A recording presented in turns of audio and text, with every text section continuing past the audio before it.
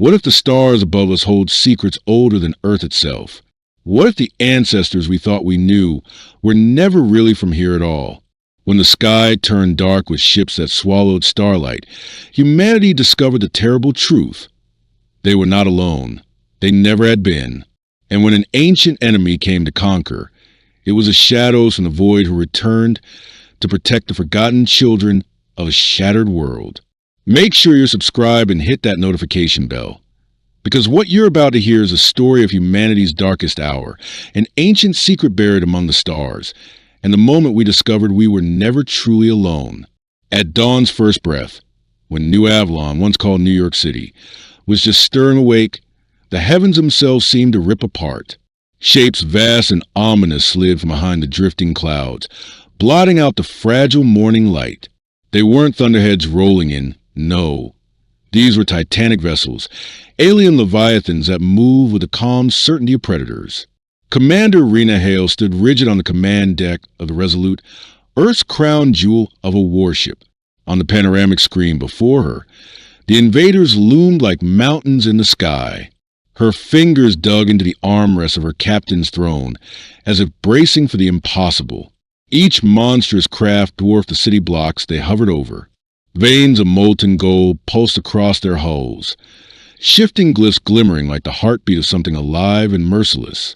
How many are hanging above us? Her voice cut through the tense hum of machinery. At the tactical console, Ensign Theomaris lifted his eyes, ashen under the harsh light. Over 300, Commander. They're anchored over every metropolis on the planet. 300. Rena's gut twisted. Humanity could maybe scrape together 50 ships. None even half the size of those behemoths, drifting like executioners above their heads. Far below, in the bastion of the United Earth Council, Chancellor Ava Serrano stood, encircled by frantic advisors. The Situation Hub glowed with live feeds, every angle, every shadow of the colossal fleet now suffocating Earth's skies. Her voice trembled but held its edge. What intel do we have? Who are they? Defense Director Emil Narung gestured, conjuring a swirling hologram that flickered with distant star charts. They call themselves the Thalorian Dominion. Our scouts stumbled across them half a year ago at the fringe colonies. 17 star systems fall into them in a century. No treaties. No commerce. They conquer. That's it. Envoy Caleb Rourke leaned in, desperation tightening his features. There must be some crack in that armor, a sliver of diplomacy. Emil's expression hardened. Every civilization they've touched has been given two choices: yield completely or vanish into dust. At the table's head, Commander Rourke, the iron backbone of Earth's unified defense grid, looked every bit the war hero he was, but the storm in his eyes betrayed the nightmare dancing behind them. Our weapons can't even scratch their shielding. One of their gunships could incinerate our capitals in minutes. We're standing on the edge of extinction. As if some cruel god had heard him, the screens fizzed and warped. A face resolved out of static, but it was no human face. It was gaunt. Skin a ghostly shade of glacial blue stretched tight over an angular skull, obsidian eyes bottomless as deep space. Its voice, when it came, was as smooth and final as a guillotine's drop. "I am Arch-Commander Varric of the Thalorian Dominion," it said, each word slicing into the council chamber. "Your species has 72 hours to bow before our banner. Lay down your arms. Dissolve all defense. Embrace imperial law. Refuse and your world shall be sterilized. Every living thing turned to ash." Then silence. The screens went black, as if to let the dread echo around the room. Envoy Rourke spoke barely above a breath, his mouth dry. "Sterilized, he means they'll erase us, every last one." Chancellor Serrano felt the weight of billions settle on her shoulders, an invisible cloak woven from fear and impossible choices. She turned to the battle-hardened commander, her voice a question and a plea. "What are our cards, Rourke?" His eyes scanned the data streams racing across his wrist slate. Already, DeLorean target beacons dance across Earth's orbital sentinels. Weapons platforms around it like prey in the jaws of wolves. We could stand our ground, Commander Rourke's at last, voice low as though speaking the words made them real. But we'd be crushed, utterly. And if we bow? Chancellor Serrano asked, eyes flicking to Director Narang, who pulled up pages of grim dossiers projected in cold blue light. Every world that's bent the knee before the Tellurians has ended the same, he explained. They mine the land dry, install governors from their own ranks. Humanity would be reduced to a labor caste under Dominion rule. Anyone who resists vanishes. High above, the Resolute's audio link hissed to life. Commander Rena Hale's steady voice cut through the tension. Madam Chancellor, live feeds are pouring in from every corner of the globe. They're putting on a show. One by one, the Council's main display screen stitched together a view that curdled the room's blood. A single Tellurian warship turned its prow to Luna, where the Selene research colony, 50 scientists' families, shimmered under the moon's pale glow. A beam lanced out. In a heartbeat, the station disintegrated. Dust, glowing debris spiraled in the void like fireflies. One moment a home, Commander Rourke murmured. The next, nothing but ashes on solar winds. They want us to know exactly how resistance ends, General Rourke said. The words leaden. Deep in Earth's orbital labs, Dr. Mara Sato, their finest xenoengineer, scanned the sensor logs of the moon strike. She rubbed weary eyes, disbelief etched in every line of her face. This output's beyond anything we've dreamed of. A single Tellurian dreadnought could vaporize an entire metropolis. Back in the command bunker, her partner, Dr. Elias Grant, punched up more scans. Their barrier tech folds energy back on itself. Our missiles, our nukes, they just feed the beast. We're carrying slingshots to a star battle. In hidden bunkers and airfields across continents, soldiers clutched rifles they knew wouldn't matter. Squadrons of pilots stare at sleek fighters that might as well be paper birds. Tank crews loaded shells that would bounce off alien hulls like pebbles on a giant's hide. Rena Hale roamed the Resolute steel corridors, pausing to meet her crew's haunted gazes. Many were barely old enough to have seen true war. They searched her eyes for answers she didn't have. Commander? Ensign Theo Maris, the youngest of the lot, freckles still faint on his cheeks, stepped forward, voice cracking. Will we really fight them? Rena hesitated, seeing her own dread mirrored in his wide eyes. If it comes to that, yes, we won't kneel without a fight. The words tasted like ash. In a quiet corner of her mind, doubt whispered, was defiance worth the price? Was extinction nobler than survival in chains? But the countdown would not stop. 72 hours bled to 60, then 50, then 40. All across the world, people held their breath beneath those unmoving monoliths that hung overhead like 1,000 swords poised to drop. No messages came. No ultimatums changed. Only silence and the creeping, suffocating dread that humanity's last sunrise might be days away. Yet, as the second day dawned, with despair so thick it clung to the skin, something flickered at the edge of the impossible.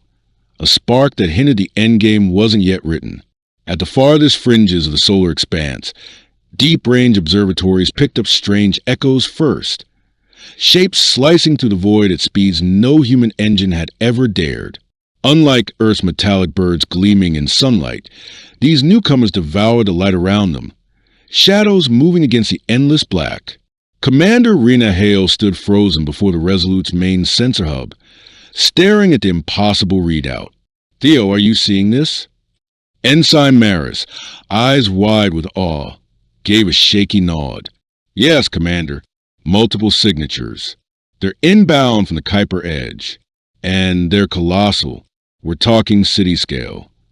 No one on Earth's beleaguered defense grid dare breathe too loud. For the first time since the Dominion's hammer fell, humanity felt a tremor of something long buried, hope, or at least a desperate hunger for it. Were these more monsters come to join the slaughter?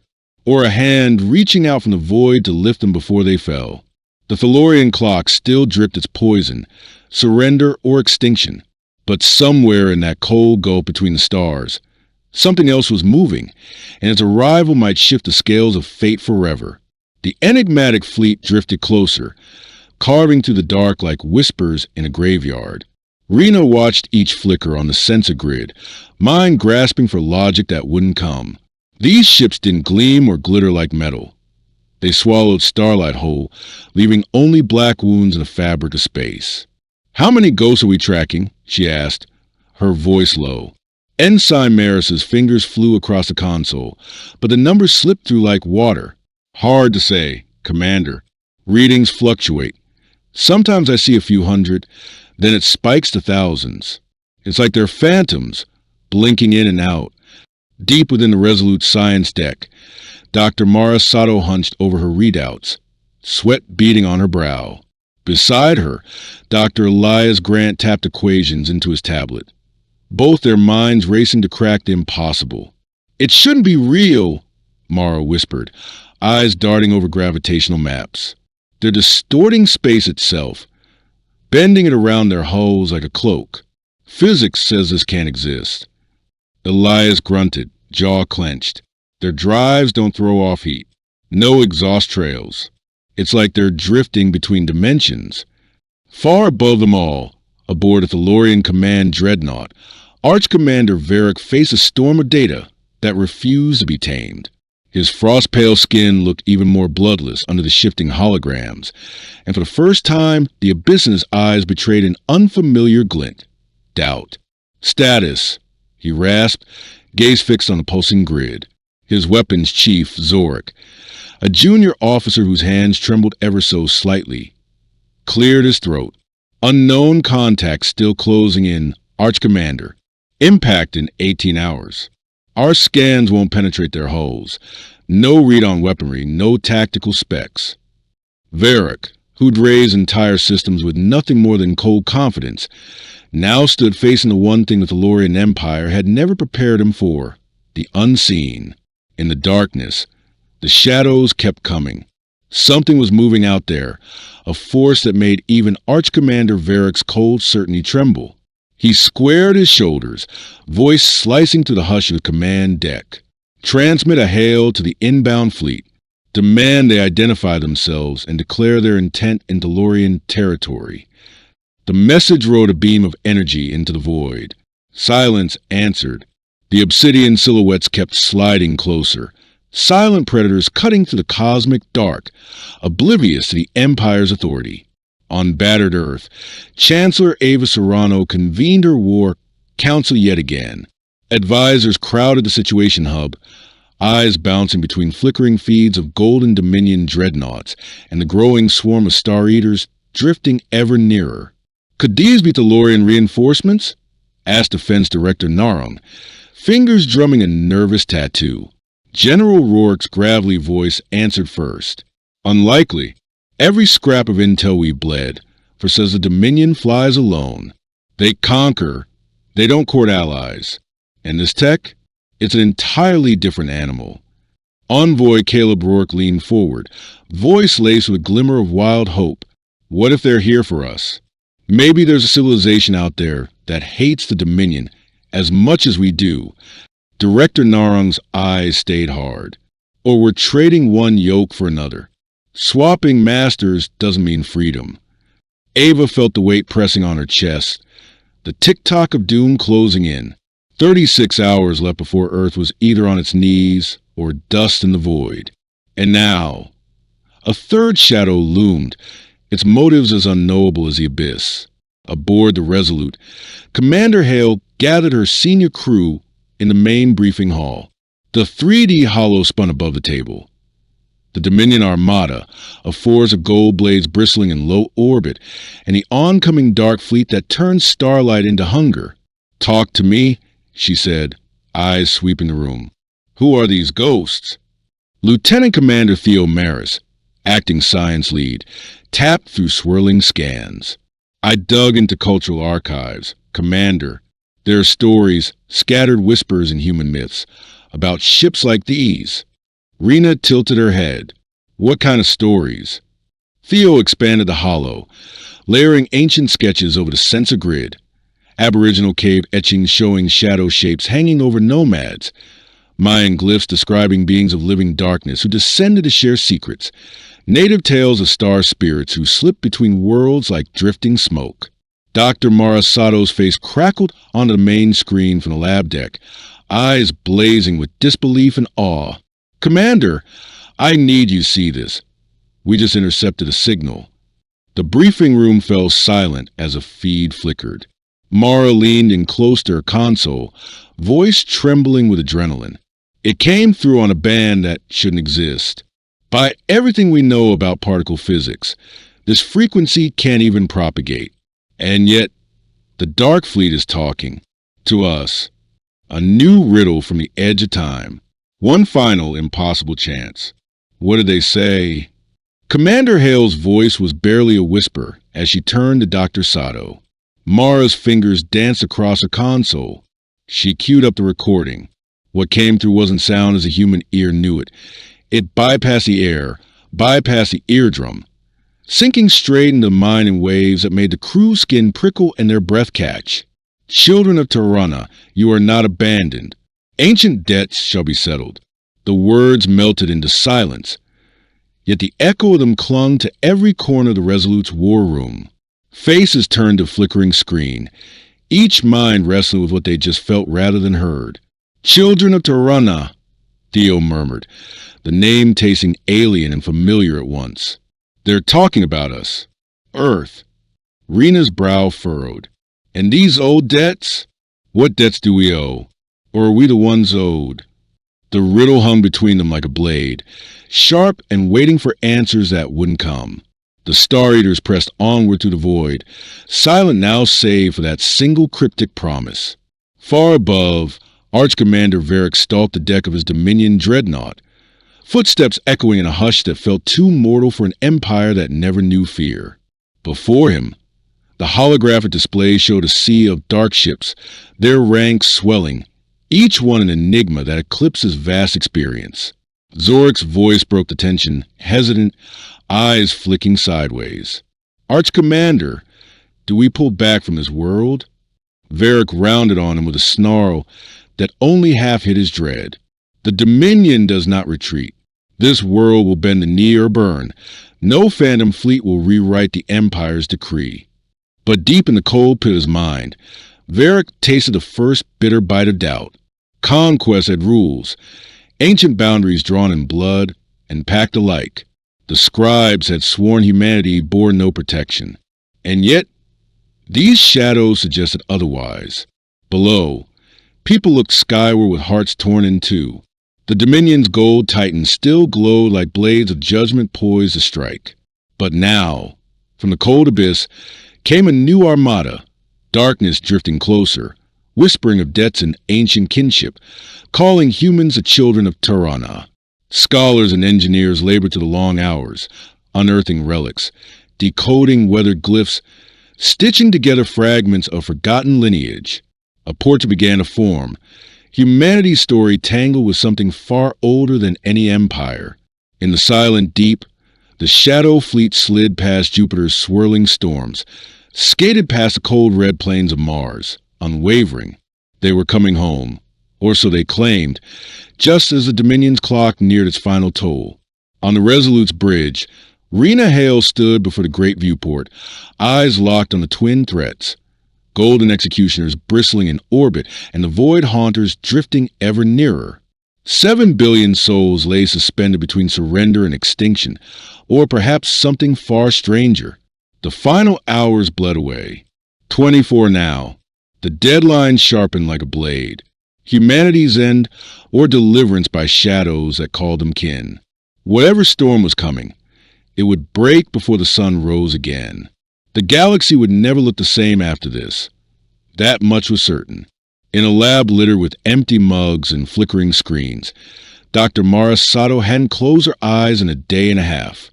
Equations swam before her bloodshot gaze, the alien quantum patterns twisting her understanding of reality. The Dark Fleet's energy signature bent physics like it was paper. But piece by piece, the puzzle began to yield. "Elias, come here. You need to see this."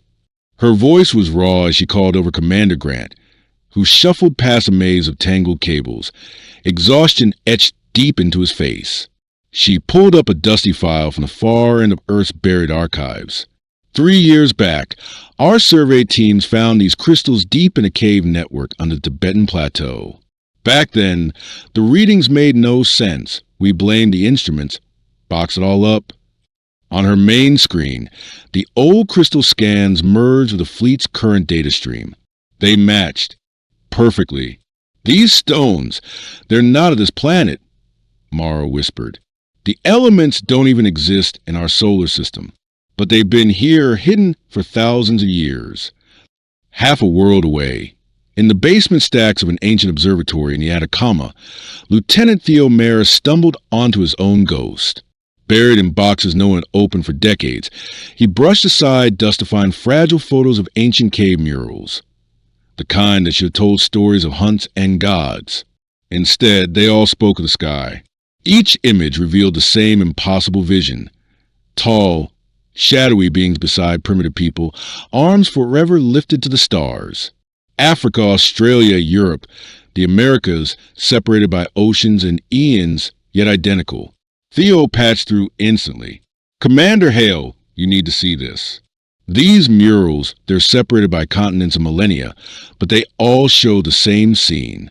These beings, they're pointing the way home, to the stars. Aboard the Resolute, Rena stared at the broadcast on the main screen. In every weathered painting, the dark shape stood silent, a bridge between dirt and the heavens.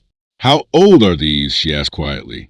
Some date back 50,000 years, Theo said. And the constellations they're pointing at? That's exactly where the Phantom Fleet is coming from. Back in her lab, Mara's voice broke through the calms, steady despite the storm raging in her mind. They're not random wanderers. They've always been part of our story. Watching, guiding, waiting. In the Situation Hub, Chancellor Serrano listened as military minds and scholars alike painted the same impossible truth. Humanity's ancestors had not looked up alone. So you're telling me, she said slowly, words weighed down by the sheer scale of it, these star ghosts have been standing vigil for us for millennia? General Rourke gave the faintest nod, eyes dark with the weight of revelation. Madam Chancellor, it looks that way. That's how it looks, Madam Chancellor, General Rourke said, his voice grave as a funeral bell. The murals, the crystals buried for millennia, the half-forgotten myths. Every trail led to the same impossible truth. Humanity had walked alongside these shadow beings before. Envoy Caleb Rourke leaned forward, brow furrowed. But why now? Why wait until the Dominion stands at our throat to come out of hiding? The reply came from a place few would have expected, deep beneath marble vaults in Rome. Father Miguel Santos sat hunched over parchment older than some civilizations. When the first whispers of the Dark Fleet reached him, something in the yellowed manuscript clicked into place. Within an hour, his call flashed into the Situation Hub. Ancient texts, some so old they predate the church itself, speak of sentinels from the void, Father Santos said, his face ghostly in the feed. They vowed to stand watch over the children of the stars, to return when the devourers came. Children of the stars, Chancellor Serrano echoed. The same words from that mind-bending transmission. The same echo in every legend. The priest nodded solemnly. According to the scrolls, we were never born of this earth. We came fleeing ruin, carrying only fragments of who we were.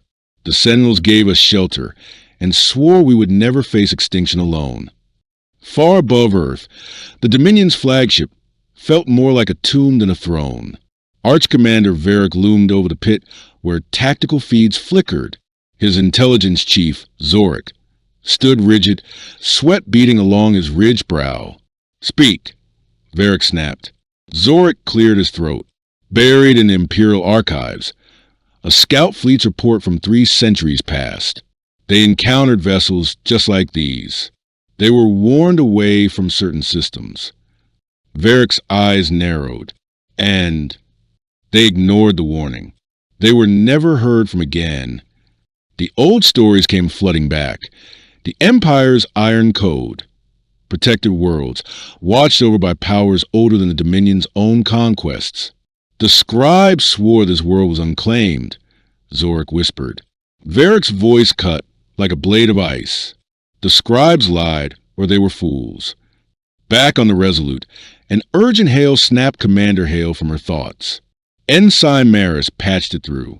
Dr. Sarah Kim, the director of the Deep Space Station, appeared, her eyes wild with awe.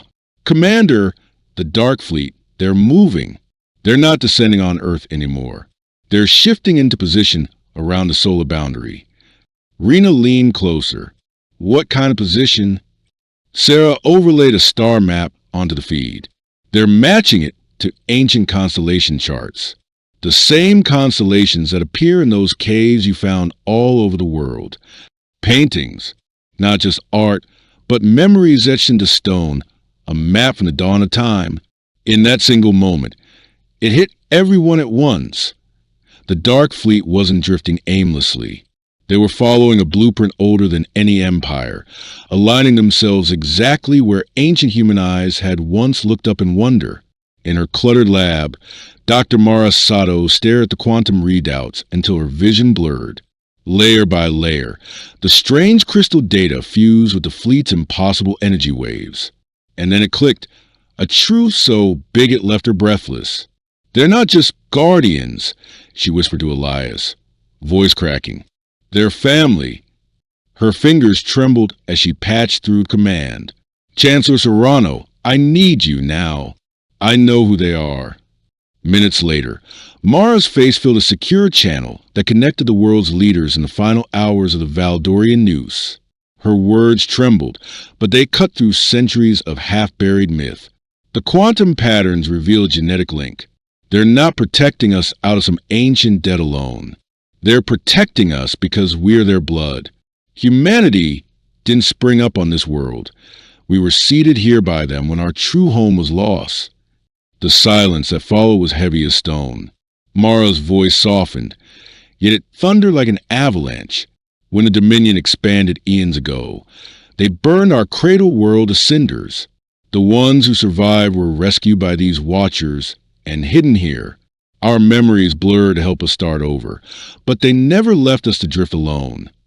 General Rourke cleared his throat, trying to wrap his mind around the impossible. So when they called us the children of Tirana, it wasn't poetic. It was literal. And the old debts? Serrano asked, her eyes cold fire. They're here to collect, to make the Empire answer for wiping out our first world, Mara said. We're not prey. We're kin. The Valdorian clock bled away, 12 hours, then less. Yet everything had shifted. Earth was no longer just a rock caught between giants. It was an heirloom, claimed by a bloodline that had returned for vengeance. High above, the Watchers' fleet settled into their final pattern. Ships like black sentinels anchoring the same star shapes their ancestors had burned into cave walls. The era of shadows was over. The truth was awake. Admiral Varric watched his screens, each new reading scraping at his composure. He wasn't staring down helpless primitives anymore. He was about to ignite a war with one of the oldest powers in the stars. The last seconds ticked down. Noon struck like a funeral bell. Varric stood alone on his dreadnought's bridge, eyes locked on the blue jewel below. No surrender signal came from Earth. The quiet stretched on, waiting for the hammer to fall. But this time, the hammer would swing both ways. By imperial decree, Arch-Commander Varric had no choice. To hesitate was treason. His gaze hardened as he turned to his weapons chief. Locked targets on their orbital defense grid. Commenced the cleansing. Golden lances of annihilation stabbed down from the Dominion's gleaming armada. Earth's guardian satellites flared like struck matches, one by one winking out in blooms of white fire. The space stations that once stood sentinel above the world crumbled into glittering dust. It was terror made visible, a promise of what awaited if humanity dared defy the Empire's will. On the Resolute's bridge, Commander Hale gripped the railing, helpless as the outer line fell. All hands, brace for combat, she ordered, the lie bitter on her tongue. They all knew the truth. Every fighter and cruiser in Earth's battered fleet couldn't even scratch the enemy's golden hide. But before pilots could even power their drives, the impossible happened. The Watchers moved. There was no warning, no visible thrust. One heartbeat. The Dominion ships glowed alone in the void. The next, they were swallowed by shadows. The black ships materialized within the golden formation, drifting like living rifts in the stars. Rena's eyes darted across her sensor feed. What did they just do? Theo's voice cracked through the comms, thick with awe. They didn't cross space, Commander. They stepped through it, like folding a page and slipping between. Aboard the Dominion dreadnought Judicator, Varric's claws dug into his command rail. All batteries, open fire, he roared. The void exploded in pulses of plasma, deadly beams cutting across the dark phantoms. Yet the bolts drifted through them like light through mist. No shields flaring, no hulls breached. Impossible! Zorik rasped at his console. Our weapons strike true, yet there is nothing to strike. They're here and not here, like echoes in another dimension. Varric felt the first edge of true fear. The Watchers drifted untouchable, but their counterblow was all too real. One phantom ship, no larger than human destroyer, glided toward the Dominion flagship Conqueror. It fired no barrage, just a single concentrated beam of blackness. Where it touched the dreadnought's hull, matter simply ceased to exist. Not burned, not shattered, erased. Inside Conqueror, chaos reigned. Shields are worthless. Its captain barked before the channel drowned in static. A moment later, the dreadnought, pride of the Imperial fleet, came apart in drifting shards. On the Resolute, Commander Hale watched in stunned silence. There was no true battle. There was only revelation. Power so absolute it made the Dominion's terror weapons look like fireworks. A Valdorian cruiser, desperate, lunged at a shadow ship, hoping to crush it through sheer mass. The Dominion cruiser hurtled forward, engines blazing with desperate defiance. But the shadow ship simply slipped out of reality. It blinked away, let the golden behemoth punch through nothing but empty starlight, then shimmered back into existence behind it. A second later, a lance of blackness carved the cruiser cleanly in two. Commander Grant's fingers flew over his console, mind racing to catch up with the impossible. Captain! Their weapons aren't tearing matter apart. They're rewriting it. They convince reality to let it go. It's manipulation at the quantum level. We can't even begin to comprehend this. Down in her lab, Dr. Mara Sato's voice cut through the bridge speakers, strained and breathless. I'm tracking their output. One ship, just one of theirs, is burning more energy in an hour than our entire civilization uses in a year. Aboard the Dominion dreadnought Judicator, Arch Commander Varric stared as the fleet he'd forged with blood and terror came apart like sandcastles. Vessel after vessel simply winked out of being. Escape pods drifted away like seeds scattered on the wind, living proof that the darkness was not here for slaughter alone. Transmit to the Watchers, he barked, his voice raw. Invoke the Imperial Protection Accord. Demand passage under galactic law. The plea raced into the void, but the reply didn't come through metal or airwaves. It came directly into every Valdorian mind, a harmonic echo that made the soul shudder. I am Void Walker Ethon, voice of the Umbrial Covenant. There was no anger in the words, only finality, the weight of a promise being fulfilled. There is no statute that shields those who butcher the children of the stars.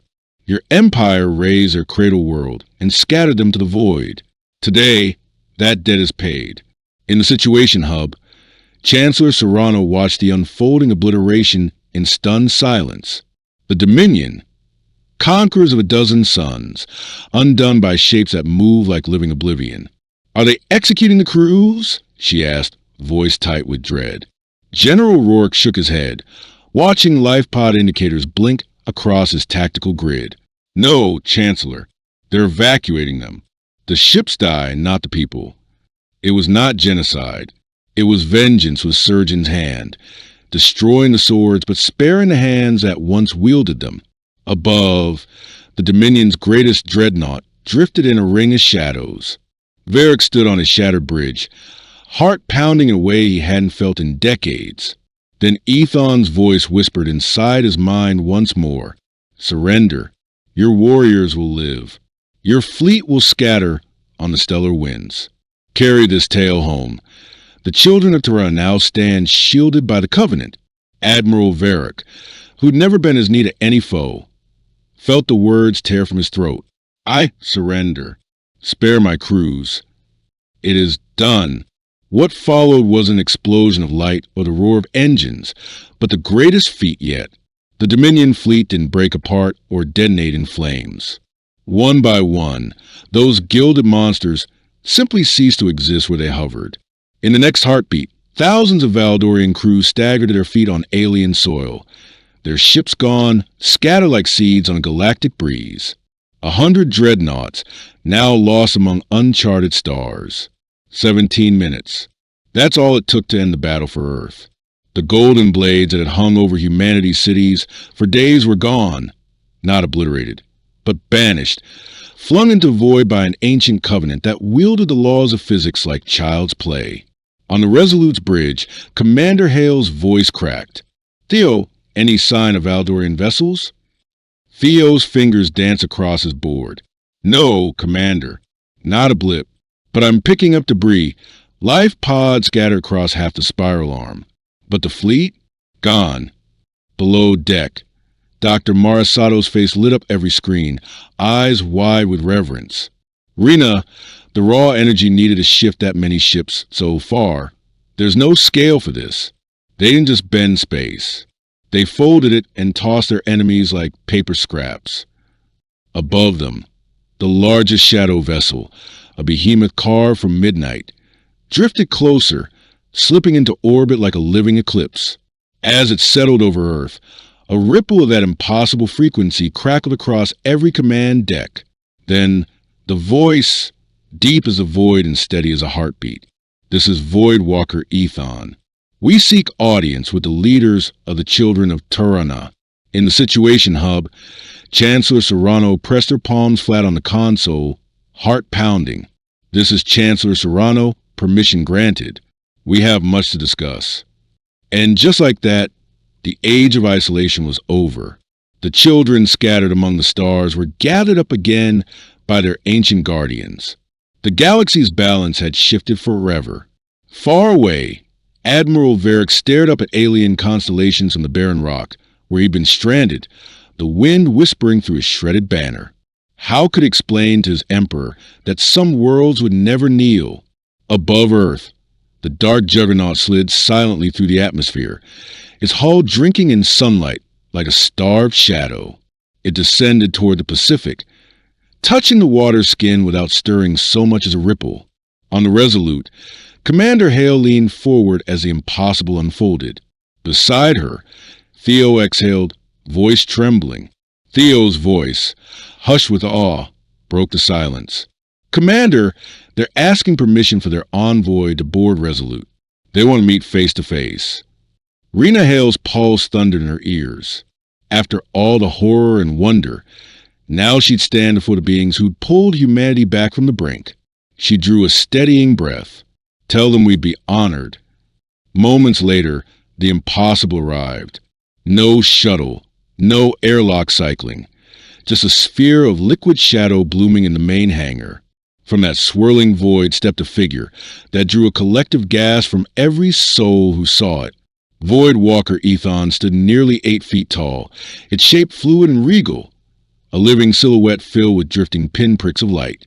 Where flesh should have been was instead a tapestry of the night sky, a glimpse of distant suns shining through a cloak of living darkness.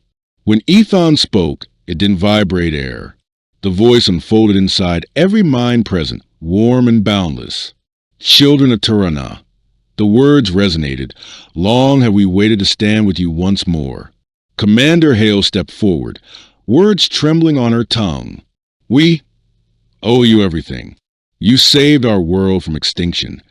We saved our own." Ethon's voice was gentle, ancient. "Your people are kin, the last seeds of the world you call Kepler 442b. When the Dominion erased that cradle, we carried your ancestors here, gifting them a second dawn. Dr. Marasato, standing at Hale's side, felt her breath catch.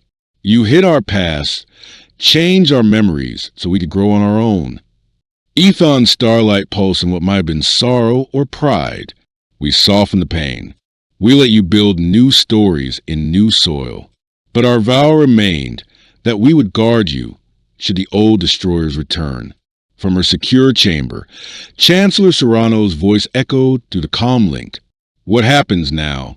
Do you mean to take us away, back to the stars?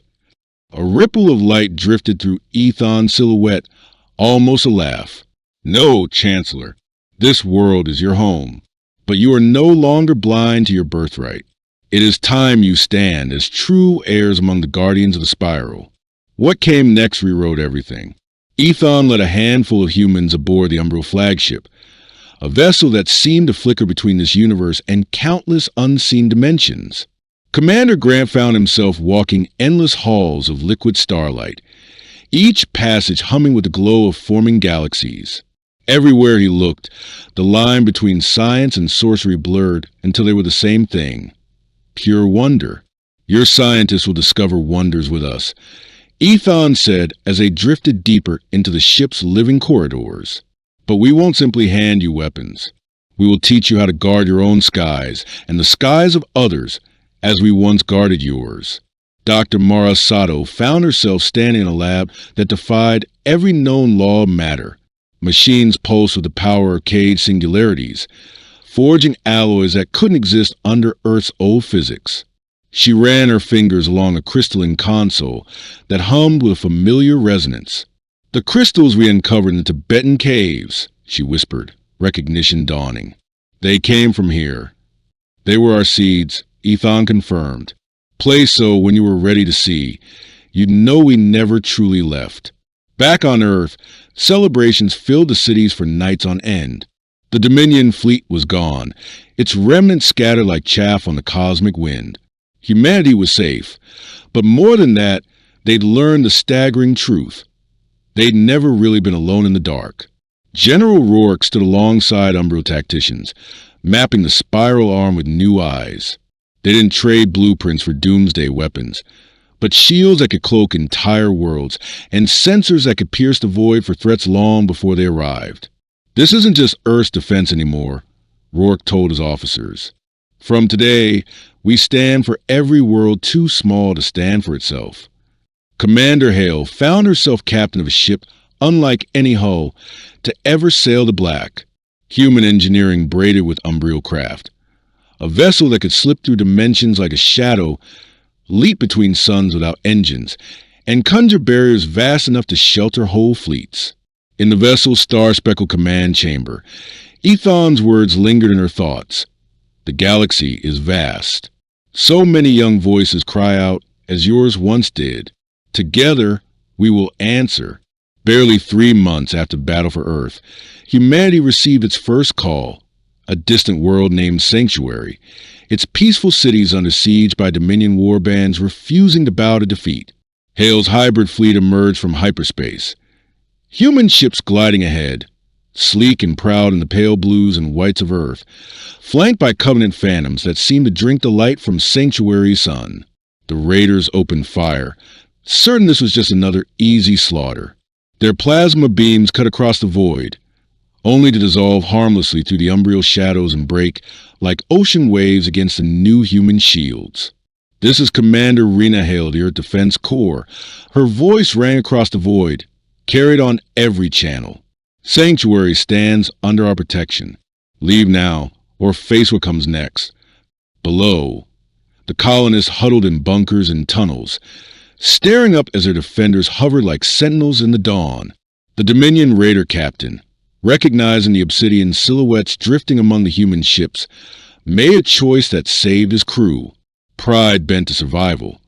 The warband fled into hyperspace, vanishing like ghosts at sunrise. When the echoes of battle faded, the settlers emerged into the light, weeping with relief as they thanked the guardians they'd never dreamed would come. On her bridge, Hale gazed out at the starfield. Not so long ago, They'd been a single world, hidden and frightened. Now they were something more. Protectors of the fragile, heirs to a mission older than any flag. Dr. Mara Sato oversaw the birth of the first human embryo research enclave on the moon, a place where minds from both species unraveled the riddles of matter and mind, weaving new miracles not just for Earth, but for any world that dreamed of peace. Ambassador Cole Ramirez took his seat in a council chamber that spanned stars, a place he'd once doubted could exist. He spoke for Earth among thousands of voices, adding their promise to the ancient vow. To stand guard where shadows gathered, to hold back the tide of conquest.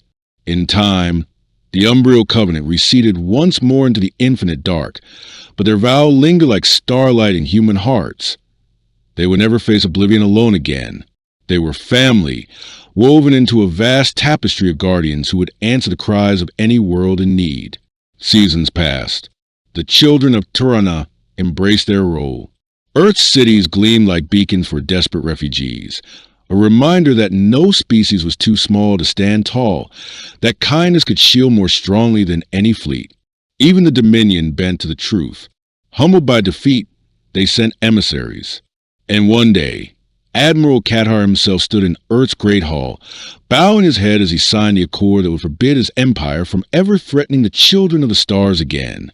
Far beyond any map, ancient eyes watched with quiet pride. The circle had closed. The lost seeds of a broken world had become the keepers of countless living ones. Humanity would never stand alone in the dark again. If this story left you wondering what else might be waiting for us in the dark, don't forget to like, share, and subscribe. Drop your theories in the comments. Would you trust ancient guardians watching from the void? Until next time, keep looking up. The stars may be closer than you think.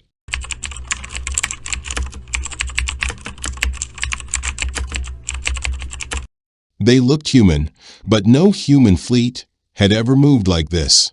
No signals, no response, just 200 ships hanging in space, pulsing with impossible energy. Then the message came.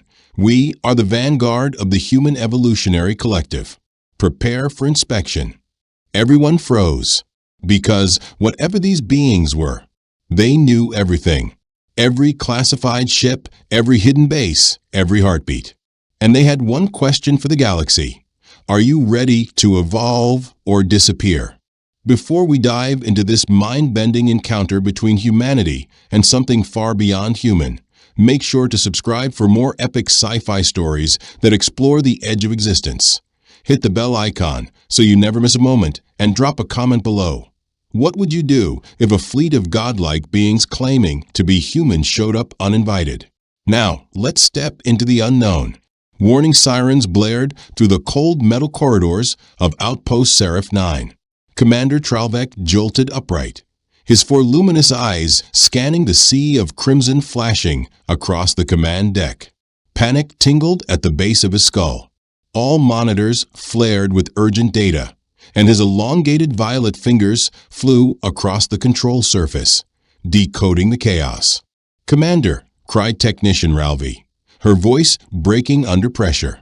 "We've got incoming signatures tearing out of the void, at least 20, and they're massive." Tralvek whipped his gaze to the central hollow display.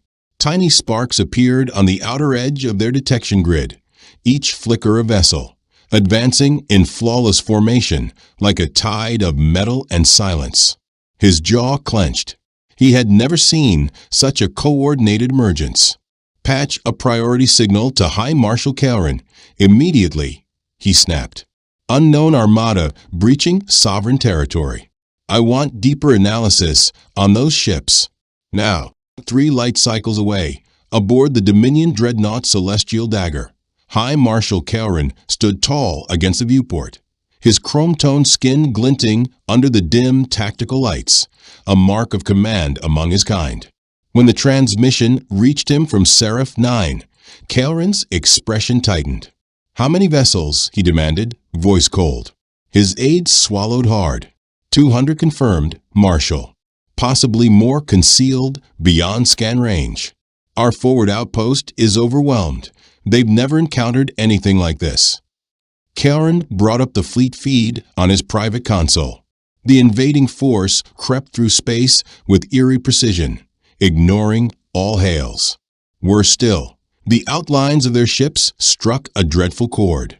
"These blueprints," he whispered, stomach twisting, "they're Earthborn." "But that's not possible," his aide murmured. "Humanity doesn't command fleets of this scale." Meanwhile, aboard the modest vessel Horizon Flame, Captain Darius Wren cradled a steaming mug of synth brew, the familiar aroma grounding him in the stars. The alert came with a shriek of urgency. The Horizon Flame, a Terran ship currently embedded in Dominion fleet exercises, had never received such a transmission before. Darius had served 15 cycles among the stars, but never had he heard fear slip into Kael'ren's voice. "Captain Wren, report to the command deck of the Celestial Dagger immediately. It concerns your species."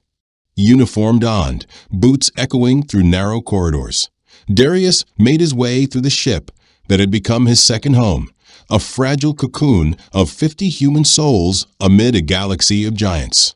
When he arrived at the Dominion flagship's bridge, the tension was a living thing. "Marshal, what's going on?" he asked, breath tight. Kael'ren didn't speak. He merely pointed to the display. 200 warships, he said grimly. "And they look like yours. They match Terran design, but our scans insist they can't exist," murmured Darius, eyes locked on the tactical display. The vessels bore all the hallmarks of Earth-built craft: sleek contours, angular frames, the minimalist symmetry favored by Terran engineers. But something about them felt off. The energy signatures alone dwarfed anything he'd ever seen. "Marshal, I need to contact Central Command immediately," he said, urgency creeping into his voice. "These aren't part of any known fleet." Kael'ren nodded sharply. "Make the call. And Captain Wren, your people better have answers." Back on the Horizon Flame, Dr. Alira Voss was hunched over a holodeble in her science bay when the priority ping shattered the quiet. Small and sharp-minded, Alira had devoted her career to decoding alien biology and energy systems. She glanced at the incoming data and froze. Her cup slipped from her hand, shattering on the floor unnoticed. "No, that's not right," she breathed, heart racing. She reinitiated the scan twice, then a third time. Each result identical. The incoming fleet was transmitting on spectral bands that shouldn't be possible, channels that didn't exist in current astrophysical theory. Stranger still, the codes embedded in the signals were Earth origin, yet threaded across 17 spatial layers simultaneously. She slammed her hand onto the comm panel.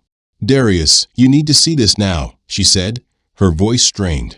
"These ships, they're using tech that's not just advanced, it's beyond theoretical." "What kind of tech?" he asked.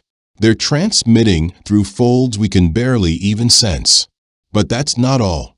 The content they're sending, it's human data, cultural archives, Earth broadcasts from over 5 decades ago." Alira hesitated. "But mixed into that are astromaps of regions no human has ever charted." A creeping chill ran down Darius's spine. "Keep digging, Alira," he said quietly. "And don't let this leave your lab." Elsewhere in the Horizon Flame's reactor wing, Chief Mechanic Tarn Kessler stood surrounded by a choir of blinking diagnostics, his face bathed in the green hue of anomaly warnings. Whatever propulsion method the Phantom fleet used, it wasn't known physics. It wasn't even close. "Aaron," he barked to his assistant. "Get over here. Tell me I'm not losing it." Aaron Vale peered at the console, eyes widening. "They're linked," she whispered. "Their ships are syncing, like a neural net. No lag. Instant awareness. Across 200 vessels." Tarn shook his head, stunned. Even entangled comms have range limits. This isn't communication. It's something else entirely.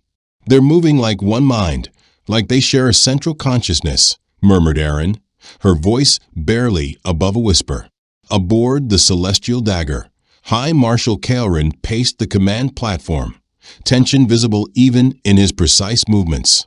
Reports poured in from sensor teams, none of it comforting. "Marshal," said the lead analyst, voice tight, "the intruders have stopped. 1 light hour out. Holding perfect formation. Kael'ren's eyes narrowed. Any reaction to our hails? None, sir. It's as if we're invisible to them. Just then, Captain Wren stepped onto the bridge, his expression grim. I've spoken with Earth Central, he said. They confirmed it. There is no known Terran fleet of this magnitude. Our largest battle groups top out at 20 ships, never anything near this. Kael'ren's jaw clenched. Then where in the void did they come from? I don't know, Darius admitted. But Admiral Helen Price is uploading classified archives on prototype tech. Maybe we'll find a clue. Dr. Alira Voss entered next, a handheld array in her grasp. Her eyes were shadowed from hours without sleep. Marshal, Captain, she said, lifting the scanner. I've isolated the signal architecture from those ships. The roots are human, but something twisted them. It's as if our tech evolved through laws of physics that shouldn't exist. Kael'ren turned to her. Explain. They're scanning us, everything. Our ship specs, power readings, even biosigns. But the methods, they defy known principles. It's like trying to read minds with a magnifying glass, and succeeding. Darius stared at the view screen.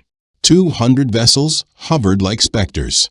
Human silhouettes, alien presence. His skin prickled. They look like us, he muttered. But they feel wrong. We need reinforcements, he said, voice low. I've already sent the call, Kael'ren replied. But Captain, if what we're seeing is real, reinforcements may be irrelevant. It's not their numbers that concern me. It's what they are. Across the void, between stars, two fleets hung in silence. On one side, the recognizable forms of Dominion cruisers and their Terran counterparts, proud, steady, real. On the other, 200 spectral giants, lifeless but alive, as if waiting for something only they understood. And in the silence of space, the mystery fleet remained still. Kael'ren convened his war council in the Celestial Dagger's upper chamber. The circular hall, forged from obsidian steel, echoed with every footstep. Alien delegates took their seats, each face tight with anxiety. He stood at the head of the massive table, his voice steady but grave. We are facing a threat unlike anything the Dominion has ever encountered. This moment will mark a turning point, Marshal Kael'ren began, his usual steely tone laced with unease. Even his silver skin, so often a symbol of Dominion resilience, looked dim under the chamber's white-hot lights. We face a force that defies all known logic, and we have no idea what it wants. The first to speak was Hive Oracle Zemoth of the Krythak. His exoskeletal limbs twitched in unrest, clicking softly against one another as his wings vibrated. Our ancestral memory chants speak of such constructs, he warned. Vessels wrapped in silence, bearing ancient malice. We should withdraw while we still can. Withdraw, came the crystalline chime of High Prism Turval of the Velinari, her gem-like form shimmering with shifting hues. We are the Dominion. We do not run from the unknown. We observe, analyze, and confront. From across the table, a haze of glowing particles stirred within a containment shell. Counselor Vinix of the gaseous Nalari, his voice echoing like wind through a stone ravine. Observation may be too late, he murmured. They came in silence, ignored our signals. Perhaps a preemptive strike is our only option. Captain Darius Wren sat quietly, absorbing the clash of voices. His second-in-command, Commander Rian Salas, leaned in and whispered behind a cupped hand. Sir, I've been reviewing their flight path. Every move they've made lines up precisely with classified Dominion infrastructure.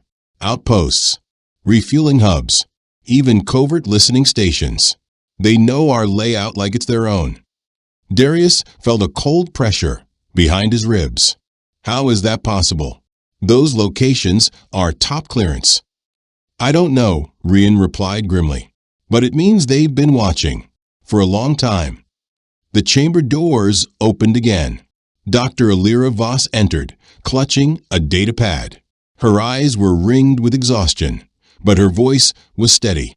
Marshal, Captain, I've uncovered something new in the signal clusters. May I? Kaelrin gestured for her to proceed. Alira activated her device. A distorted, multi-layered hum filled the air. Then, unmistakably, fragments of melody. Music. Human. But laced with tones no Terran instrument could produce. These are their comm signals. They exist in frequencies our physics doesn't account for. But embedded inside are traces of Terran culture.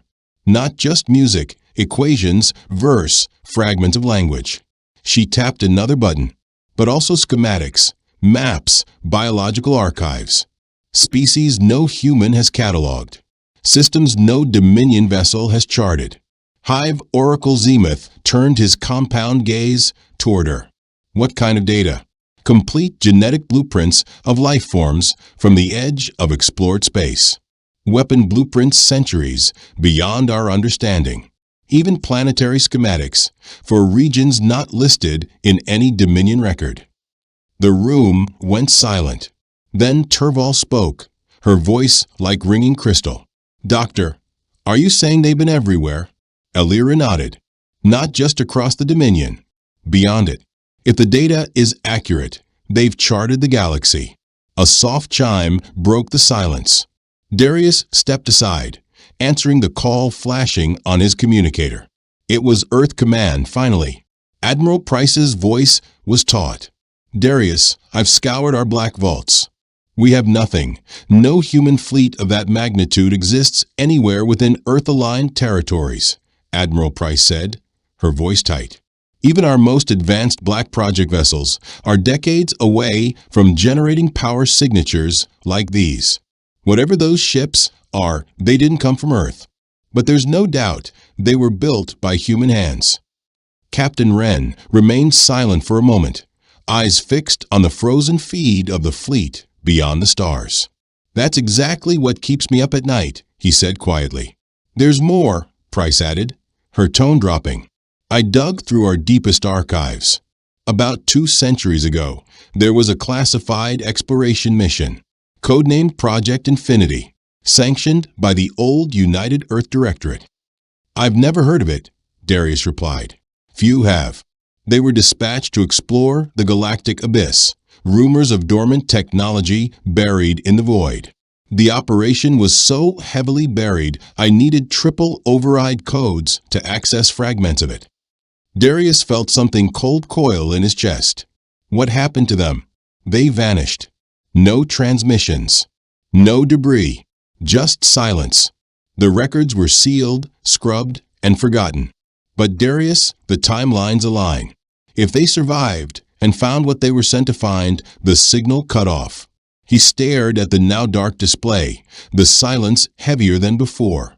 Slowly, he returned to the conference chamber, mind spiraling through what-ifs.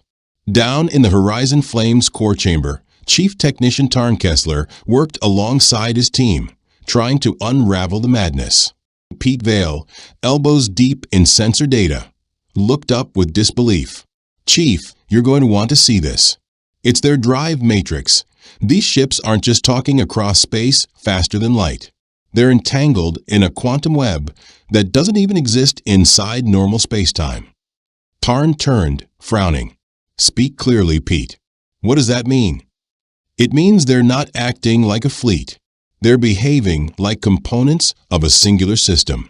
One brain, 200 limbs. When one ship reacts, Pete continued, they all do. When one gains knowledge, the entire fleet updates in real time. Zero delay. Zero error.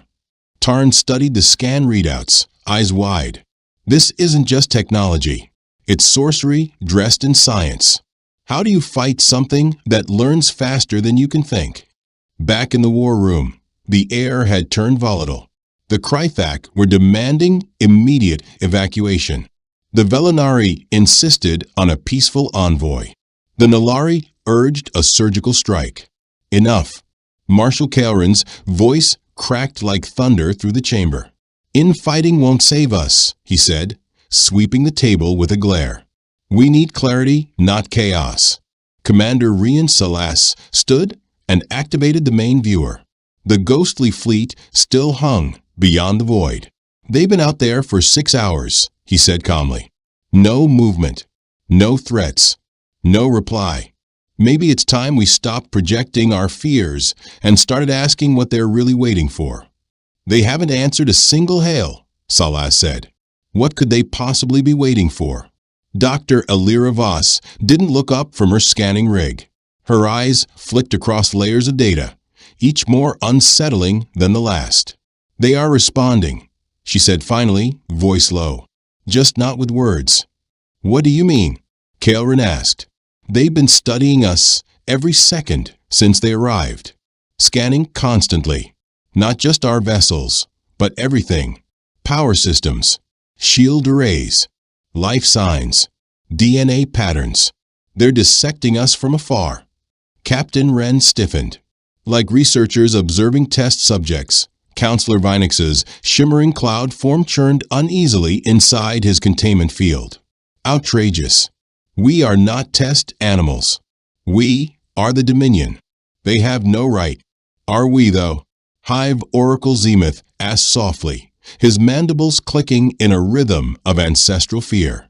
"My people's ancestral songs speak of Terrans who vanished into the silent void between galaxies.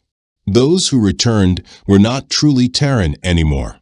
Not in mind, not in flesh. Something ancient feared them. Something that forgot how to fear anything else." High Prism Turval's radiant crystal body darkened to crimson, a hue reserved for dread. "You believe these ships are crewed by altered humans?" "I believe," Zenith replied, "we are witnessing the return of something that should have remained lost." Silence fell across the war table. Kaelrin scanned the faces around him. Military officers, alien delegates, trusted minds, each one etched with the same expression: dread. "Then what do you propose we—" Every display in the chamber flickered, then erupted into a synchronized feed. A signal. Origin. The mysterious fleet. Transmitted on every channel. "Inhabitants of this sector," the voice declared, "we are the vanguard of the Human Evolutionary Collective. We have returned to evaluate the development of our origin species and their chosen allies. Prepare for comprehensive assessment."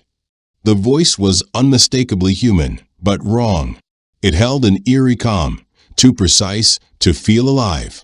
Beneath it, layered harmonics shimmered, tones that brushed the edges of perception, triggering unease in every listener. It felt like being dissected just by hearing it.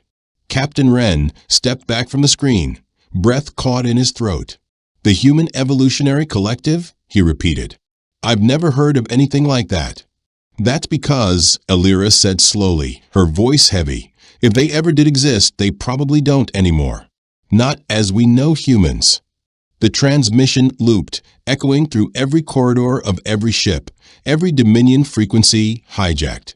"We have returned to assess. Prepare for inspection." Around the table, no one moved. No one spoke. Because for the first time in living memory, the galaxy had been greeted not by conquerors or diplomats, but by something worse, a reflection of its future. Across the corridors of both Dominion and Terran vessels, the transmission echoed, measured, articulate, and hauntingly serene.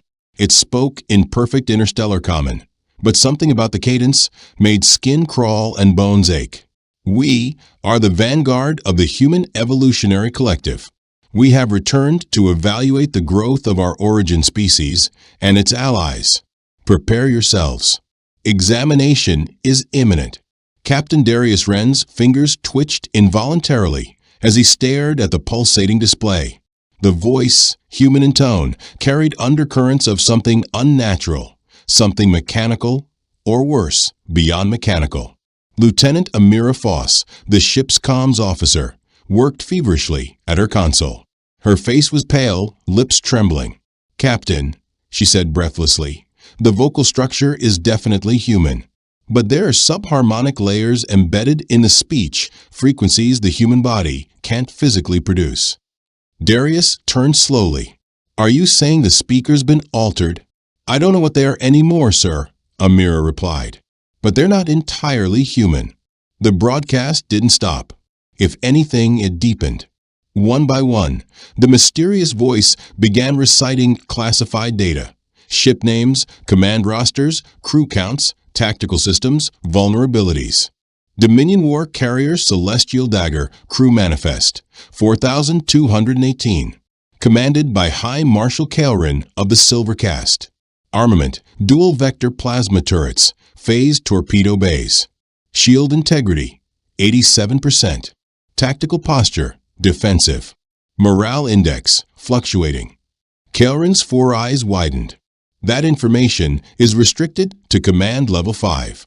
How could they possibly? Before anyone could answer, the voice moved to the next ship. And the next.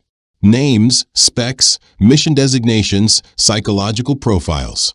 The precision was surgical. When it reached the horizon flame, Wren's stomach turned. Terran Exploratory Vessel Horizon Flame.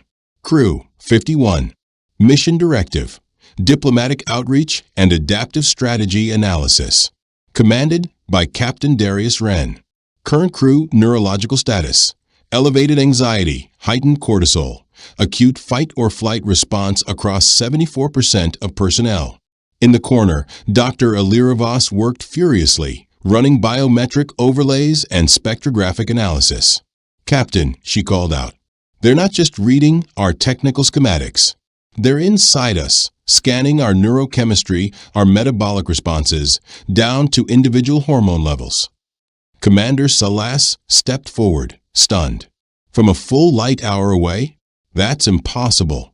Even theoretical tech doesn't allow real-time bioscans at that distance. Alira nodded grimly. And yet they're doing it. No probes. No signal trace. Just observation. As if they're looking at us from inside our own shadows. The broadcast continued. Steady. Cold. All-knowing. The Dominion fleets had faced monsters, warlords, rogue AI, but never something that knew them better than they knew themselves. And, across the command deck, a single question settled in every mind. If they already know everything about us, what are they waiting for? The eerie transmission finally ceased. But just before silence reclaimed the airwaves, the voice issued one final, unnerving decree. We possess complete biological and cognitive profiles of all organic life within the system. Inspection will occur at our discretion. Do not attempt to exit the region. Aboard the Horizon Flame, down in the reactor bay, Chief Engineer Tarn Kessler stared at his latest readouts in disbelief. The numbers defied every known model of energy interaction. "Aaron," he called, motioning to his assistant, "take a look at this. They just conducted a full-spectrum scan of our fleet, but there's no energy trail. No emissions. Nothing." Aaron Vale double-checked the readings, her brows furrowing. "That's not possible," she whispered. "A scan strong enough to read our biology should be lighting up our boards. But the sensors are clean. Dead quiet." Tarn exhaled slowly. "Unless they're using tech that doesn't exist within our spatial dimensions. Something that scans around reality as we know it." In the Dominion's High Council chamber, Hive Oracle Zenith grew increasingly agitated. His limbs moved in erratic pulses as he attempted to decipher the genetic records passed down through his lineage. The memory chants they're becoming clearer, he buzzed to the gathered officials. 2 centuries passed. Terran vessels breached the edge of known space into what we call the Starless Hollow. They sought something. They called it the enhancement. Prism Turval shifted to a deep violet, a crystalline expression of fear. "What kind of enhancement?" she asked. "Those who returned," Zenith said, "no longer obeyed the same natural laws. They bent matter and energy with ease. Their presence distorted the world around them. But in achieving such power, they abandoned their humanity." Counselor Vinix's gaseous particles accelerated, swirling with intensity. "You're saying they chose to shed what made them human? I'm saying they became something else." On the bridge of the Horizon Flame, Captain Wren struggled to re-establish contact with Earth Central. The signal was garbled, corrupted. Something was interfering. At last, a voice crackled through the static. "Darius," said Admiral Price, her tone urgent. "I dug deeper into the black files on the Infinity mission, and what I found, it's worse than we thought." He leaned in. "Go on." They weren't just chasing lost technology. They were searching for artifacts called evolutionary enhancement devices, supposedly created by a race that left physical form behind eons ago. The tech was rumored to allow living beings to operate across multiple dimensions at once. A chill crept into Wren's blood. "Are you saying they found them?" "I'm saying if they did, whatever came back isn't human by any meaningful definition." In the ship's science wing, Dr. Alira Voss was buried in a stream of quantum telemetry when the data crystallized into a shocking pattern. She activated ship-wide comms. "Senior staff, report to the lab immediately. I've found something you need to see." As the team gathered, Alira turned to them, her voice steady. "What you're about to see doesn't follow the laws of nature, because they're not playing by them anymore. They're not just using technology we don't understand," Dr. Alira Voss said, voice hushed. "Those ships, they don't entirely exist here." Captain Darius Wren leaned forward. "What do you mean?" "I mean what we're seeing, these shapes on sensors, are fragments. Each vessel is only partially anchored in our reality. The rest of it extends across at least 6 other dimensional planes." Commander Salas blinked, scanning the data feed. "Are you saying their weapons, their defenses, could be cloaked from every scan we have?"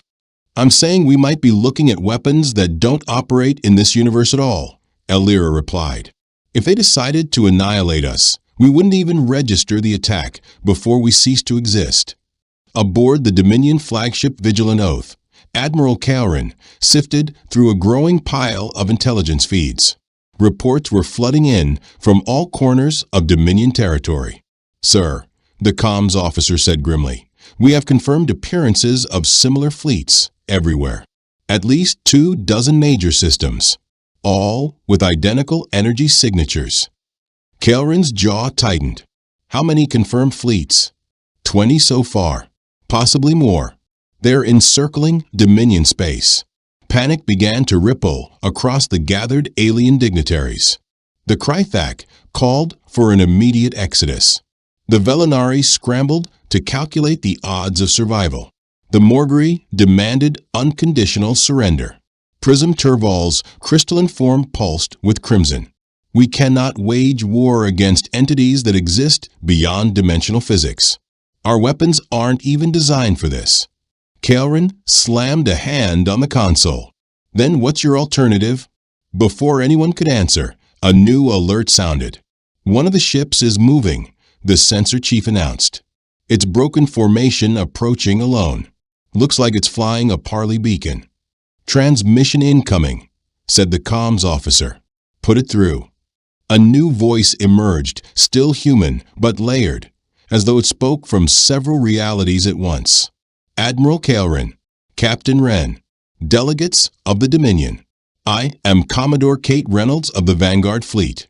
I request permission to board your vessel for direct dialogue. We must speak. Time is short." Wren turned to Calrin. "Do we allow it?" "If they wanted us dead," Calrin replied, "we'd already be vapor. Let's find out what they want." All eyes turned to the approaching vessel. It looked Terran, angular, functional, but twisted, wrong, like a memory seen through warped glass. As it neared, the ship began slipping through reality like oil over glass. No engines, no thrust, just precise, linear movement that defied inertia. "They're requesting docking clearance," the bridge officer reported. Calrin nodded slowly. "Permission granted. Bay 7. What followed shattered everything they knew about physics. Instead of aligning with the docking port, the alien vessel flowed through the shield perimeter. No impact, no resistance. In the reactor bay, Tarn Kessler gaped at the readouts. "This shouldn't be happening," he whispered. "Chief," Aaron pointed at her display. "They're rewriting our ship. Literally. It's morphing." On the security cameras, the hull of the Vigilant Oath rippled like water.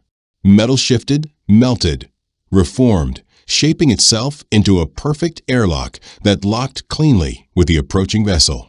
A whisper ran through the security teams. They didn't just dock. They rewrote reality to arrive. The docking was complete, but everything about it defied understanding.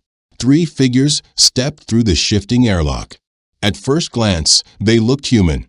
2 arms, 2 legs, familiar silhouettes. But as they moved down the corridor toward the waiting delegation, it became obvious. They were not human in any traditional sense. Captain Darius Wren stood at the head of a reception group, flanked by Admiral Kelrin and the highest Dominion delegates. The figures glided rather than walked. Every step was too smooth, too calculated, absent of the tiny subconscious adjustments real people made. Their eyes caught the ambient light like polished chrome, and as they breathed, the air itself seemed to ripple around them. The lead figure, a woman with shoulder-length brown hair and the calm demeanor of a diplomat, stepped forward. "I am Commodore Kate Reynolds of the Vanguard," she said. Her voice struck the ears like a chime struck deep in the bones, layered tones, harmonics that weren't natural, not truly. "We appreciate your hospitality," she continued. "The time for concealment has passed. We have much to share." Admiral Kelrin stepped toward her. "Your fleet has triggered a state of emergency across Dominion space. We demand to know your purpose and your identity." Reynolds smiled. It was a practiced, polite gesture, but her reflective eyes made it unsettling. "We are the legacy of Earth's UNS Eclipse Dawn initiative," she said. "Launched 2 centuries ago into the unknown. What we discovered in the void between galaxies transformed us beyond recognition." Nearby, Dr. Alira Voss was discreetly scanning the visitors with her quantum analyzer. The results lit her screen with anomalies. "Captain Wren," she whispered, "they're partially out of phase. I'm only getting fragments. They're here, but most of them exist elsewhere, in layers of space we barely understand." Reynolds turned her head slightly. Despite standing 20 feet away, she had heard every word.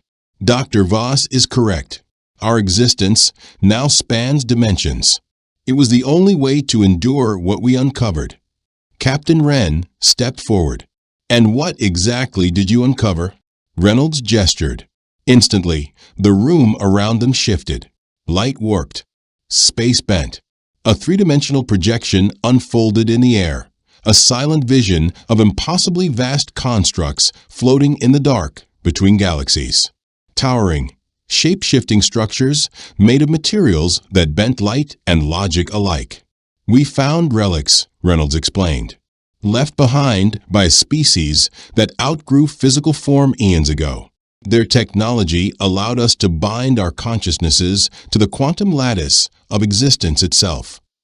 Hive Oracle Zenith's eyes narrowed. The ancestral chants spoke true. "You found the ascension path. But at what price?" "Our humanity," Reynolds said quietly. "In the traditional sense, we are no longer constrained by linear space. Time, distance, matter, tools, not walls." Prism Turval's crystal shimmered a blood-red hue. "You mean you can shape reality itself?" "To a point, yes," Reynolds said. "But that's not why we've returned. We didn't come to flaunt our evolution." She waved her hand again. The images changed. Now the projections showed cracks, vast, jagged tears in space itself. And beyond them, something stirred.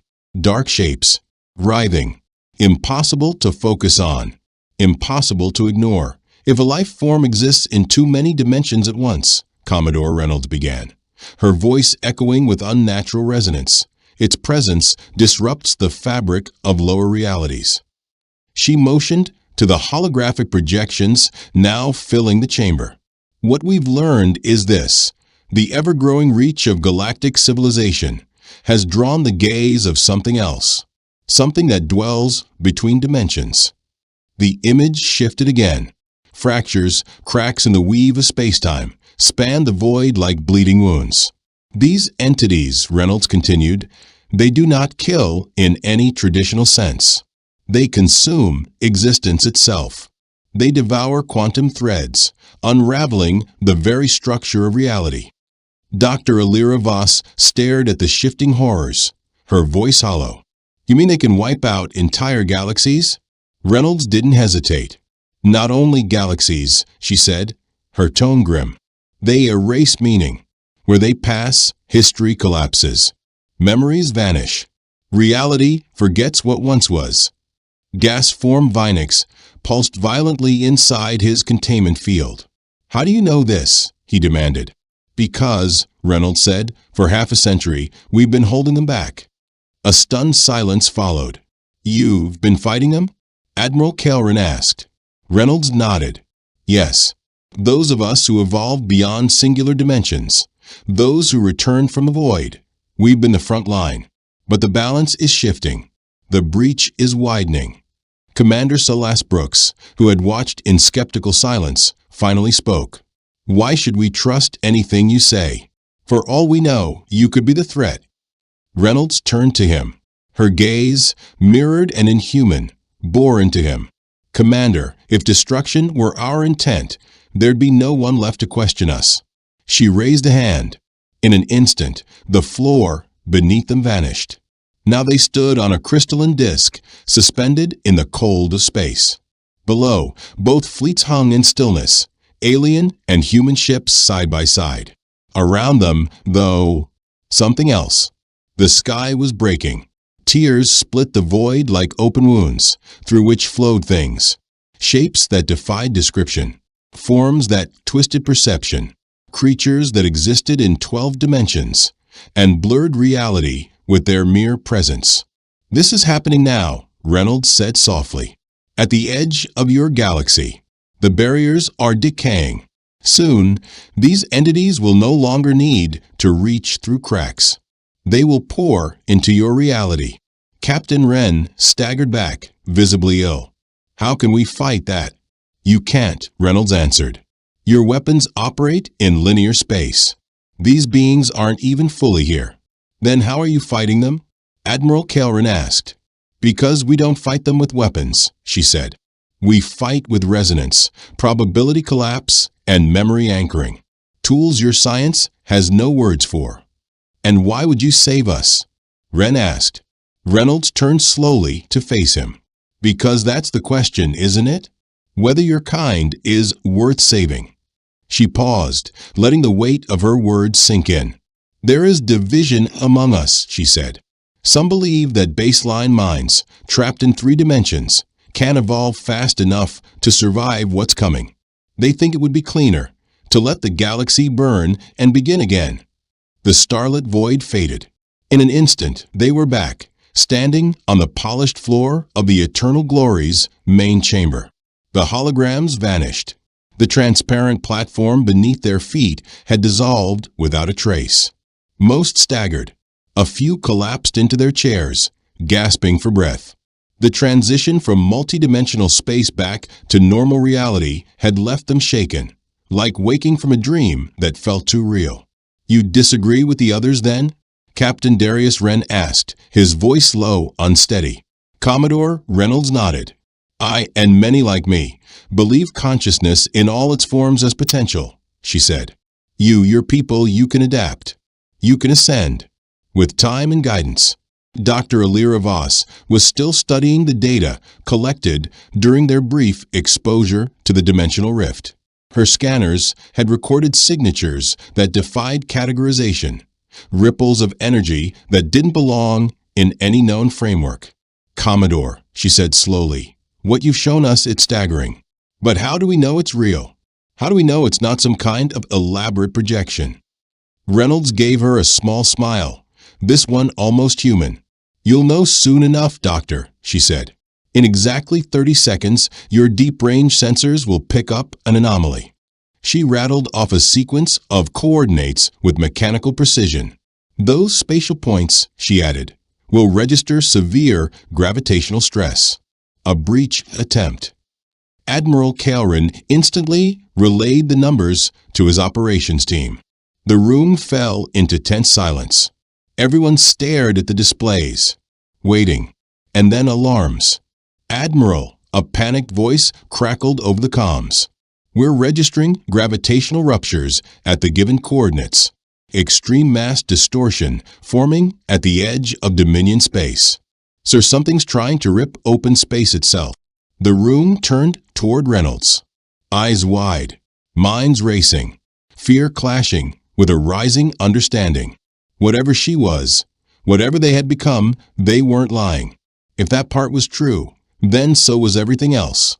And that meant the galaxy was already under siege.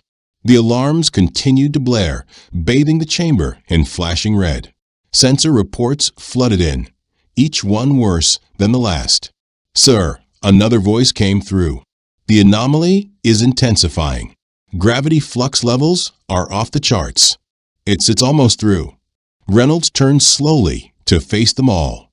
This is only the opening act, she said. These breaches have been happening for months, each one probing the seams between dimensions.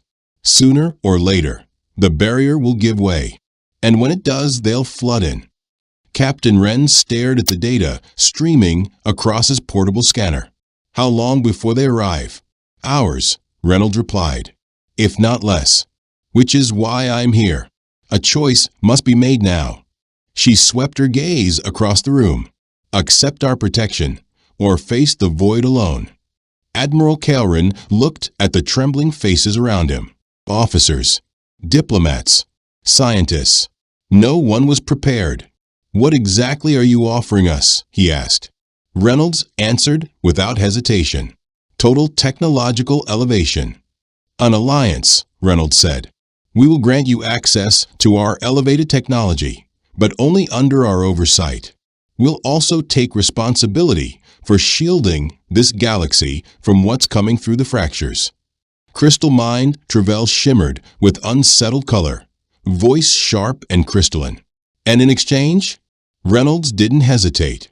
Recognition that the ascended, what you call enhanced humans, are now the senior stewards of this galaxy's future. Your civilizations will keep their autonomy in daily affairs. But any venture involving dangerous research or expansion into unknown space will require our sanction. Gas-form Venox swirled within his containment field, his energy signature spiking with agitation. You're asking us to kneel, he said coldly, to become subjects of your will. No, Reynolds replied with calm certainty. I'm asking you to face reality. The universe is far more perilous than you imagined. Forces exist that don't just destroy, they erase. And compared to them, your science is a child playing with matches beside a volcano. Hive Speaker Zemeth began moving his 6 limbs in rhythmic, intricate motions, tapping into ancient memory threads encoded in Kryduck DNA. The memory chants foretold this, he murmured. A choice between protection and sovereignty or pride and extinction. Meanwhile, aboard the UNS Vigilant Ray, Dr. Elira Voss sat transfixed by the data streaming across her console. Jake, you need to see this, she called through her comm unit.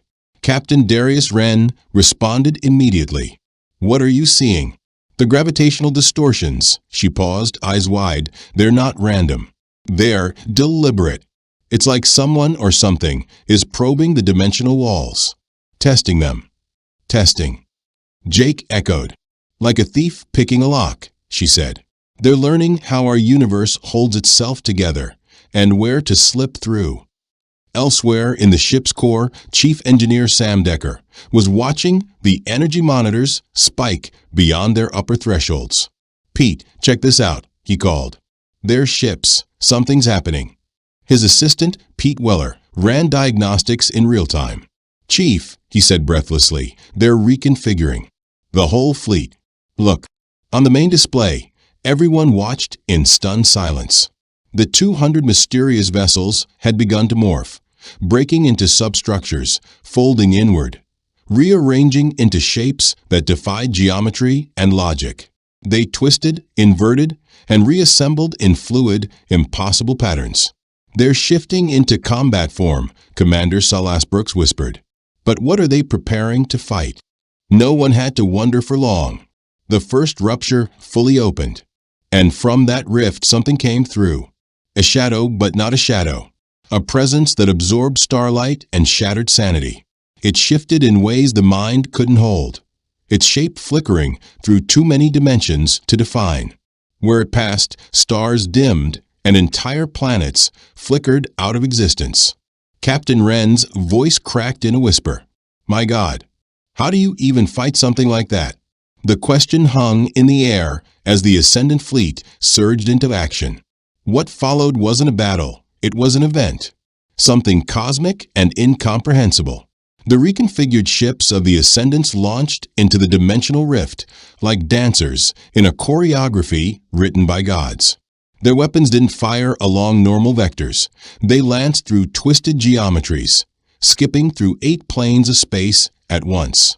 Arcs of energy bent in spirals, striking enemies that ordinary sensors couldn't even perceive. The thing from beyond retaliated, and its counterattack was unmaking. Where it struck, there was no explosion, no fire, no debris, just nothingness. A silence that devoured sound, light, and reality itself. Not vacuum, not void, an absence deeper than death, the deletion of existence. In the observation lab of the Endeavour, Dr. Alira Voss clutched the sides of her console. Jake, she whispered, trembling. They're not just fighting here. They're engaging across at least 8 dimensions simultaneously. Are they winning? Captain Wren asked, voice tight. I don't know, Alira replied, eyes wide. I can barely track what's happening. Most of it's playing out in layers of space we can't even access, let alone understand. On the Eternal Graces Bridge, the main screen showed glimpses of the impossible. Ships that phased through time, light that reversed, forces clashing on battlefields woven between the folds of dimensions. Commodore Kate Reynolds, standing in the conference chamber, hadn't moved. She watched the horror unfold without flinching. You see now, she said quietly. This is what we've been holding back for 50 years. And that's only one. There are thousands. Admiral Vessar stood transfixed, silver hands clenched behind his back as the Ascendants encircled the monstrosity, moving with intent, folding space around their prey. If we agree to your alliance, he asked, not turning, what assurance do we have you won't eventually dominate us? Reynolds met his gaze with a kind of sad clarity. Because dominion would bore us, she said. Ruling baseline civilizations is like a grown mind taking over playground. What would be the point? We seek companions who can rise with us, not puppets. Outside, the crescendo neared. The Ascendant fleet had collapsed the dimensional field around the entity. They struck from every direction, every angle of existence, compressing, redirecting, banishing. The beast shrieked. Not a sound, but a pulse of wrongness that rippled through space, time, and thought. And it began to recede. Commodore Reynolds turned to Captain Wren. Captain, you speak now not only for Earth, but for all your kind. What is your answer? Jake looked around the chamber. The gathered species, their hopes and fears etched on faces, both human and alien. He glanced at Admiral Vessar, whose stare revealed nothing. The weight of history pressed on him. If I agree, Jake asked slowly, what becomes of humanity's freedom? What happens to Earth? Earth governs itself, Reynolds said without hesitation. But your efforts in deep space, your weapons programs, your contacts with unknown entities, those fall under our supervision. And if I refuse? She simply gestured toward the battle unfolding beyond the bulkhead. Then you face that alone. And Captain, let me be perfectly clear. Your weapons are meaningless against it. You couldn't even wound them. Jake pictured the families on Earth, the scattered colonies, the fragile thread of civilization spanning stars. He thought about the thing outside, trying to erase the very idea of being. He drew a breath. We accept, he said finally. Humanity will join you. We agree to the alliance. One by one, the other races followed. The Kritari answered first, their ancestral memory songs echoing warnings that now rang true. The Velinari joined after measured calculation. Even the proud, defiant Mority cast aside pride for the promise of survival. Only Admiral Vesar remained. He gave a single, deliberate nod. The Galactic Concord welcomes the protection and mentorship of the Ascendant Collective. As his voice faded, so too did the final pulse of the creature outside, dragged screaming back into its abyss. And the galaxy held its breath. Outside the flagship, the tide of battle shifted with stunning suddenness. The Ascendant fleet moved in unison, no longer merely defending, but overwhelming. It was clear now they had been restraining themselves, testing, demonstrating, and once the alliance was confirmed, they unleashed their full capacity. Within moments, the dimensional predator was driven back. With a final spatial convulsion, the rift in the fabric of reality slammed shut behind it, sealed.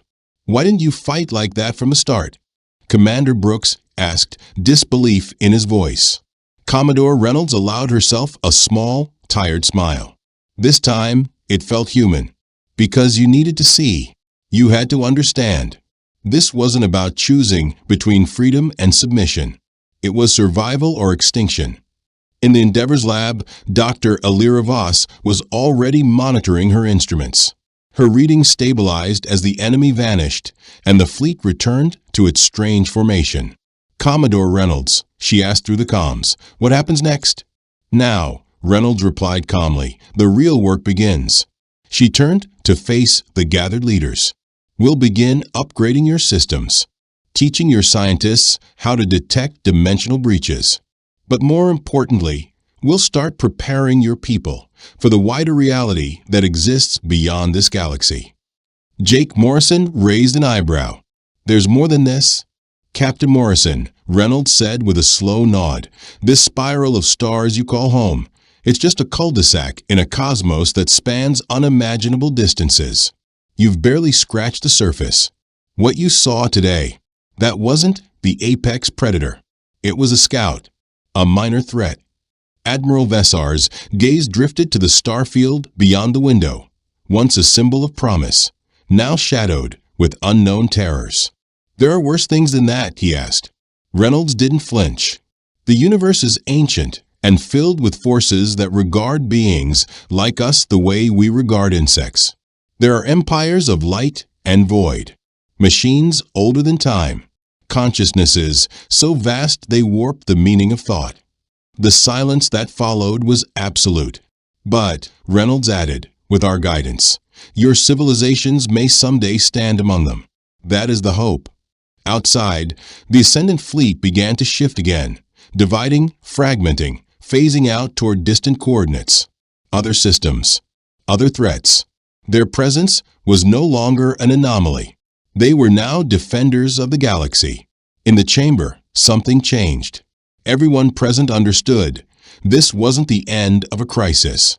It was the beginning of a transformation. The galaxy, long thought to be the center of everything, had been redefined.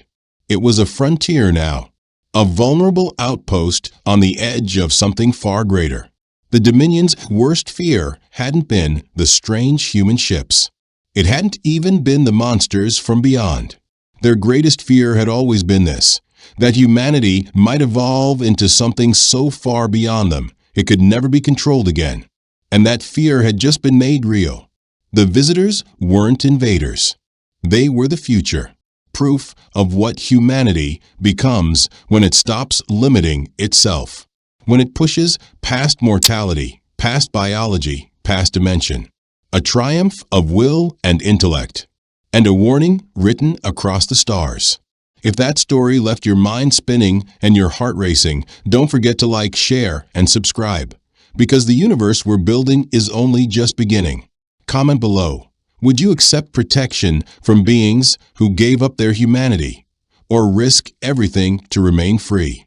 And remember, out here in the dark between stars, the scariest thing isn't what's alien. It's what humans might become.